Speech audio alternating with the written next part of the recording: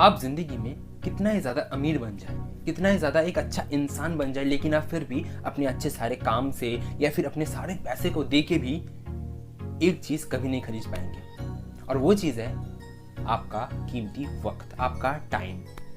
ज़रा सोचिए कि आप एक बिलियनियर हैं, आपके पास हर तरह की आपकी ड्रीम्स है, आपके पास हर तरह की आपकी ड्रीम कार, ड्रीम हाउस, हर चीज़ है, और यहाँ पे आप बहुत सारे लोगों को हेल्प भी करते हो। जिनके पास रहने के लिए घर नहीं, उन्हें आप घर देते हो। जिनके पास खाने के लिए, पहनने के लिए कपड़े नहीं है, खाना नहीं है, उन्हें आप खाना कपड़े देते हो। सब कुछ अच्छा काम करते हो आप।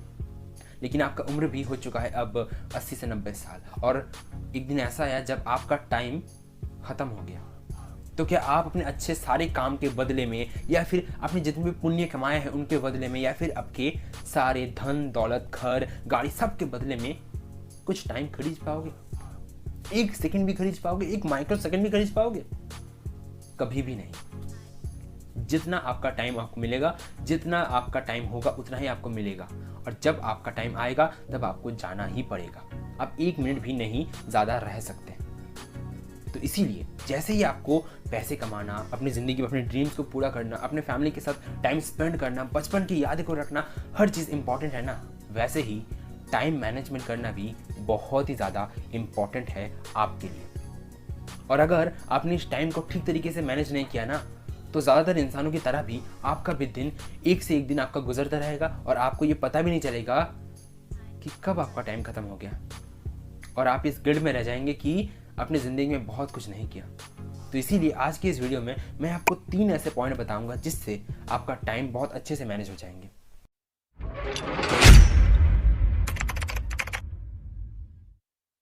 So number 1, specific goal. अब इसके लिए मैं अपने ऑफिस का एक एग्जाम्पल लेना चाहूँगा। अब हमारे ऑफिस में क्या होता है कि हफ्ते का एक गोल होता है। जैसे मेरा भी एक गोल है कि मुझे हफ्ते में करीब करीब 200 असाइनमेंट्स पूरे करने हैं। ठीक है, तो 200 पूरे करने के लिए मुझे क्या करना होगा? मुझे हर दिन का एक टारगेट रखना होगा। मैं हर दिन 8 घंटे काम करता हूँ, तो उस 8 घंटे में मुझे करीब करीब एक दिन के 37 टारगेट मुझे कंप्लीट कर देने, तभी मैं हफ्ते में जाके ये काम कंप्लीट कर पाऊंगा। क्योंकि संडे को तो मेरा छुट्टी है और सैटरडे को मेरा हाफ डे है। इसीलिए अगर मैं हर दिन 37 काम करता हूँ तो मेरा ये टारगेट अचीव हो जाएगा, या फिर मैं उससे ज़्यादा कर लूँगा। और अगर मैं ज़्यादा करता तो फिलहाल मेरे बॉस के आगे मैं इंप्रेशन जमा पाऊँगा, और फ्यूचर में मेरा ही अच्छा होगा। इसीलिए मुझे हर दिन कम से कम 37 से ज़्यादा काम करना ही है, 10 से 6:30 बजे तक। ठीक है, तो ऐसे ही आप भी अपना एक स्पेसिफिक गोल बनाओ। और अगर किसी दिन मेरे ऑफिस में अगर किसी दिन मेरा टारगेट अचीव नहीं हो पाता है, तो उसके रीजंस क्या है वो हफ्ते के एंड में जाके हम लोग डिस्कस करते हैं। जैसे किसी दिन शायद करंट का किसी से कोई प्रॉब्लम हो गया, या फिर किसी दिन कंप्यूटर का कोई प्रॉब्लम है, या फिर किसी दिन सॉफ्टवेयर का कोई प्रॉब्लम है, या फिर किसी दिन कोई और दूसरा काम आ गया, कोई दूसरा और मीटिंग आ गया। ये सारी चीज़ हम एक पेज में नोट करते हैं, और फिर हफ्ते के एंड में उन सारे प्रॉब्लम के सोल्यूशन ढूंढते हैं, ताकि अगले हफ्ते हम और अच्छे से अपना परफॉर्मेंस दिखा सकें।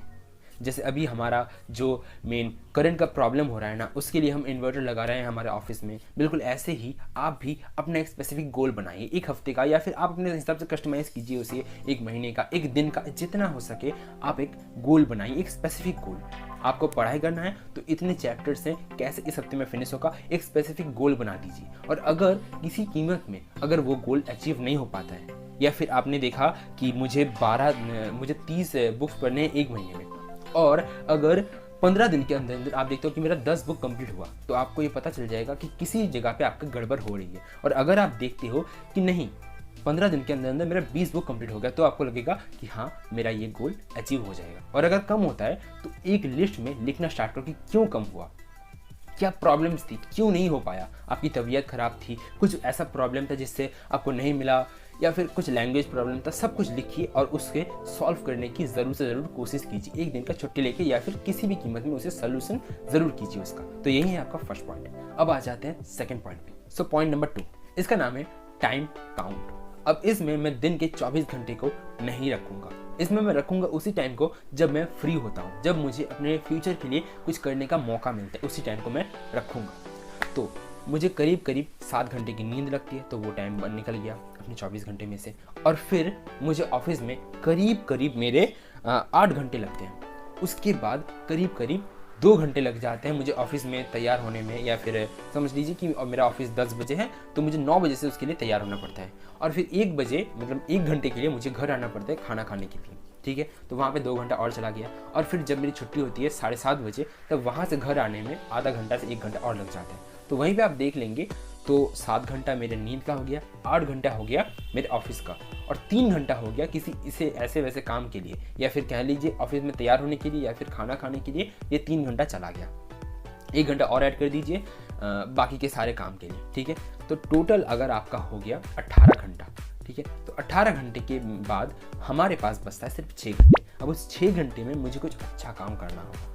जैसे 6 घंटे में मैं अब डिवाइडेड कर देता हूँ कि इस 2 घंटे में मैं अपने एंटरटेनमेंट के लिए रखूँगा, इस 2 घंटे में मैं स्पेसिफिकली यूट्यूब वीडियो के लिए टॉपिक ढूंढूंगा, या फिर इस 2 घंटे में मैं ये काम करूँगा। अब आपके हिसाब से आप कुछ भी डिसाइड कर सकते हैं, क्योंकि मेरे लिए मेरा नींद भी बहुत ज़्यादा ज़रूरी है, खाना खाना, पानी पीना, नहाना, ये सब भी ज़रूरी है, इसीलिए ये 2 घंटे भी मुझे चाहिए, और ऑफिस तो जाना ज़रूरी है ही। इसीलिए आप भी अपने स्कूल, कॉलेजेस या फिर ट्यूशन के या फिर नींद के हिसाब से आप अपना टाइम ब्लॉक कर सकते हैं। और फिर देखिए एक बॉक्स बना के उस 6 घंटे को, मेरा 6 घंटा है, आपका जितना भी घंटा होता है उसे एक बॉक्स बना दीजिए, और इस बॉक्स में डिवाइडेड कर दीजिए बीच में से और ऊपर नीचे, और एक ग्राफ की तरह लिख दीजिए इंपॉर्टेंट और नॉट इंपॉर्टेंट, और यहाँ पे लिख दीजिए अर्जेंट और नॉट अर्जेंट। इन बॉक्स में से अब अपने काम को, जो भी आप दिन में काम करते हैं उस काम को आप लिख लीजिए, जो काम अर्जेंट है और इम्पॉर्टेंट है, हो गया।